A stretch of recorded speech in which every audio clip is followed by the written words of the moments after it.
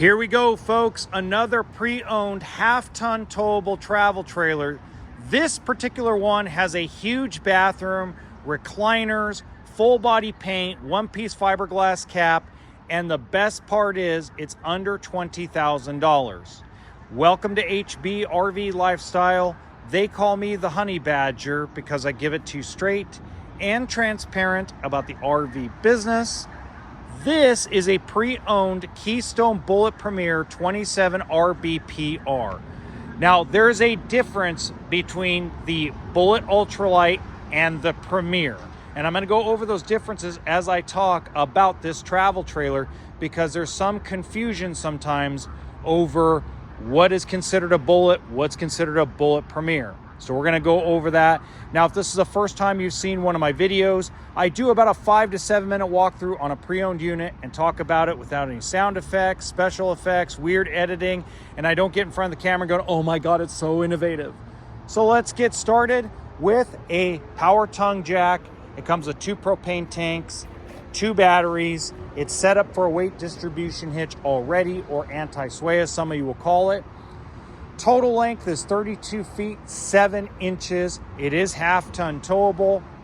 How we can tell is the GVWR is 7,100 pounds. Most of your half-ton trucks, not all of them, I understand, but most of your half-ton trucks do 9,000 pounds and above.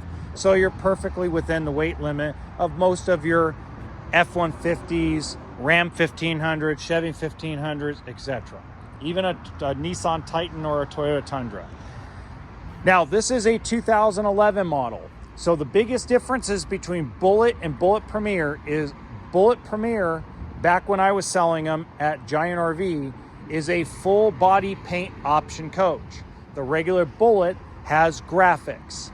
The regular Bullet has a less than quality front cap, while the Premier had a one-piece hard cap.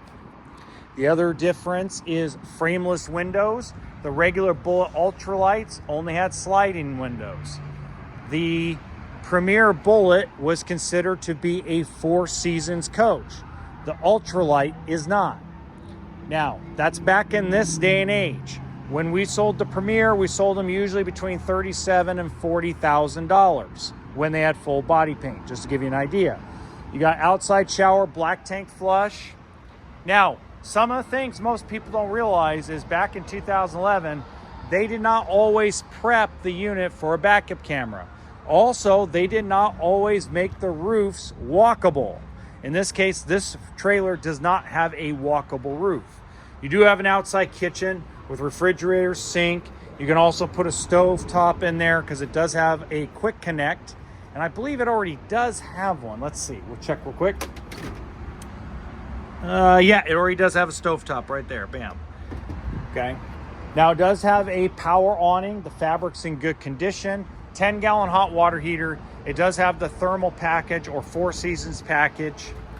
Walking inside, there were modifications made. First off, they got some, a mattress with some toppers on it. We're going to leave that in there. Closets on each side. They used the curtains back in the day to try to cut the weight down instead of pocket doors. Also, pocket doors fall apart. They also have the arched rounded ceiling. That's one of the reasons why back in this day, the roof was not walkable, so taller people could be in here. But you got to get up on the roof. You do it with a ladder, a scaffold, things of that nature. Closets on each side. TV spins around. Old school Jensen DVD player. Old school TV too. Recliners, those are aftermarket. Those did not come with the coach back in the day. There was a couch there originally. And what they did was they modified and they cut out the other part of this U-shaped dinette right here to make an L-shaped couch or L-shaped lounge. Put this table in. This table was actually aftermarket. They had a cutting board and a stovetop thing. And then what they did is they created this box. And this box was actually a part of the original dinette, so that way they could put it in the ledges and make it a semi-bed. So you still can sleep a person, maybe 2 on there, but mostly it's going to be kids, not full-grown adults, because they cut off that other part of the dinette. Kitchen is really nice. because there's lots of counter space on both sides. One of the things Keystone did really well back in the day was you had counter space on both sides. Oh, I got a hot plate, boom. Ooh, I got a hot pot, boom. Okay. They also, one of the coolest things, and they don't do it anymore and it sucks, is they put this enormous sink inside this trailer. And they just don't do it like that anymore. Now it's more farm style, which is great. I don't have a problem with it. It's just different. 13,500 B2 air conditioner. You got 6 cubic foot propane electric refrigerator. Everything works. I've been testing it and cleaning it all day. Pantry, electric or propane for the hot water heater. That was something that was not common back in 2011. Bathroom is humongous. You got a big counter space around the kitchen, corner shower.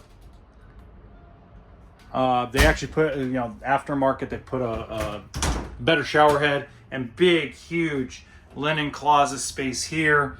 I mean, there's so much space in here. If you're a bigger dude and you got to take a crap, you're literally going to not feel claustrophobic in here.